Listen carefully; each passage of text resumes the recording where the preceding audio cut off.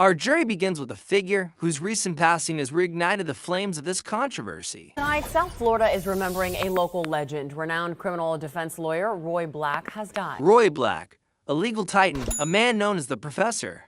Roy Black built a formidable career defending the notorious and the celebrated from the high-stakes acquittal of William Kennedy Smith in a 1991 rape trial to representing figures.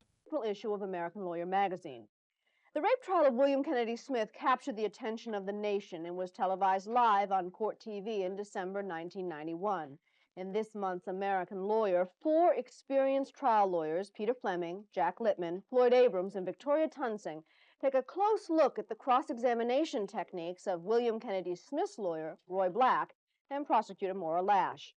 Like Rush Limbaugh and Justin Bieber, Black's name was synonymous with legal prowess and strategic defense. But it was his involvement in the Jeffrey Epstein case that would forever intertwine his legacy with one of the most scandalous sagas of our time. Black was a key architect of Epstein's controversial 2008 plea deal, a deal that allowed Epstein to escape more severe federal charges by pleading guilty to state charges of procuring a minor for prostitution. This agreement, which saw Epstein serve a mere 13 months in prison, has been widely criticized as a sweetheart deal that failed to deliver justice for his victims. Roy Black consistently defended the plea bargain, asserting it was no sweetheart deal by any stretch of the imagination, and denying any conspiracy to violate victims' rights. Yet, his efforts in 2015 to prevent the release of emails and letters exchanged during the plea negotiations, arguing they would irreparably harm Epstein, only deepen the public's suspicion. The White House has rejected a Wall Street Journal report claiming President Trump had been told that his name appeared in files related to the convicted sex offender Jeffrey Epstein. Former President Donald Trump. Reports from NBC News and CNN reveal a president seething with frustration, angered that the Epstein saga is overshadowing what he views as his incredible and unprecedented success. Trump's reaction has been multifaceted and often contradictory. He has publicly dismissed the Epstein controversy as a hoax and a scam orchestrated by the lunatic left, even blaming figures like Obama, Hillary Clinton, James Comey, and John Brennan for its perpetuation.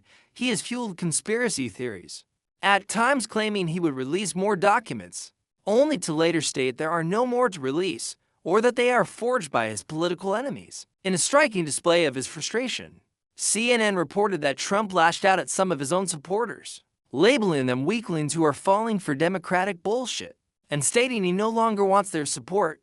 This unprecedented outburst highlights a growing rift within his loyal base, as many of his staunchest supporters demand greater transparency regarding the Epstein network. Despite his efforts to deflect and dismiss, the pressure for answers continues to mount.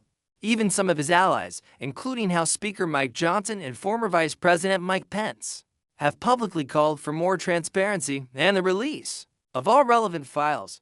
Legislative efforts are also underway, with discharge petitions aimed at forcing the Justice Department to release all Epstein-related documents. Trump has largely deflected questions about appointing a special counsel, often lumping the Epstein case with other law enforcement matters he views as politically motivated. The burden of releasing credible information has largely fallen on Attorney General Pam Bondi, whom Trump has publicly supported, maintaining it as her decision what can be released. The plot thickened dramatically with a bombshell report from the Wall Street Journal on July 23rd.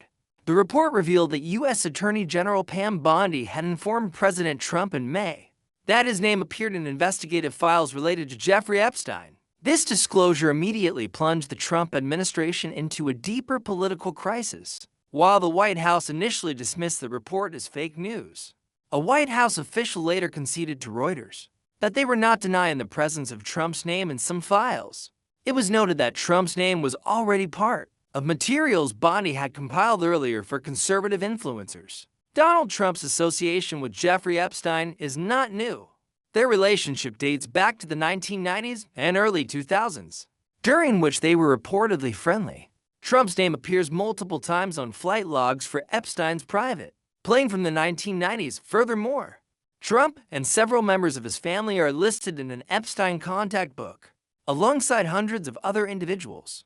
Much of this material has already been publicly released as part of the criminal case against Ghislaine Maxwell. Despite this documented association, Trump has consistently denied flying on Epstein's private plane and has not been accused of wrongdoing related to Epstein.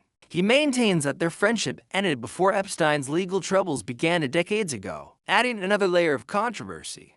The Wall Street Journal also reported that Trump had sent Epstein a body birthday note in 2003, which concluded with, "Happy birthday, and may every day be another wonderful secret," while Reuters has not confirmed the authenticity of this alleged letter.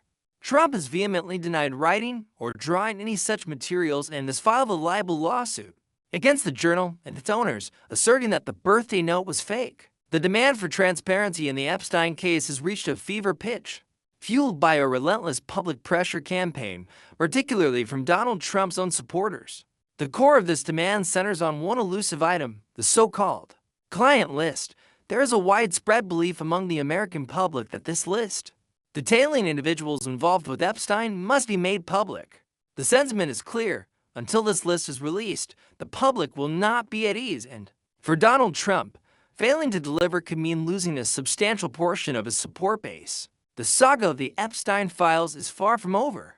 It is a complex narrative woven with threads of power, privilege, and profound injustice. From the controversial legacy of legal figures like Roy Black, whose career was inextricably linked to Epstein's plea deal, to the unprecedented public pressure on a former president to reveal what he knows.